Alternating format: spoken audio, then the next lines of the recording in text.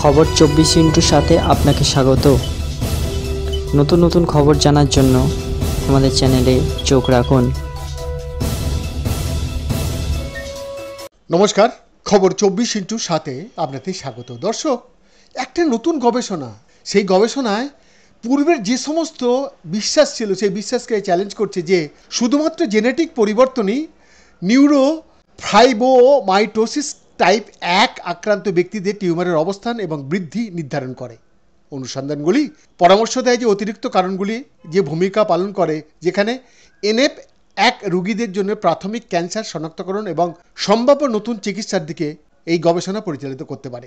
Welcome Sanger Institute, UCL, Great Ormond Street Institute of Child Health, Great Ormond Street হাসপাতাল এবং Cambridge University Hospitals NHS ফাউন্ডেশনের trusted গবেষকদের একটা দল NF1 তদন্ত করেছে, যা নির্দিষ্ট ধরনের টিউমারের সাথে সম্পর্কিত একটা জেনেটিক অবস্থা।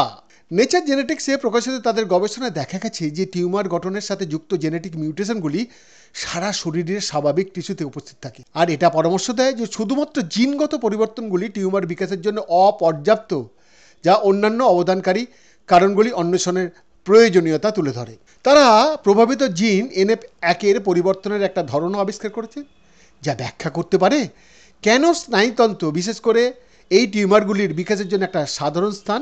এই টিউমারগুলির বিকাশের সাথে অন্যান্য কোনো কারণগুলি জড়িত নয় তা বোঝা NF1 রোগীদের জন্য পর্যবেক্ষণ প্রোগ্রামগুলিকে অবহিত করতে সাহায্য করতে পারে, যাদের প্রাথমিক পর্যায়ে টিউমার শনাক্ত করার জন্য নিয়মিত স্ক্রিনিংয়ের প্রয়োজন হয় এবং সম্ভাব্যভাবে একাধিক অস্ত্রোপচার এবং কেমোথেরাপির প্রয়োজন হতে পারে।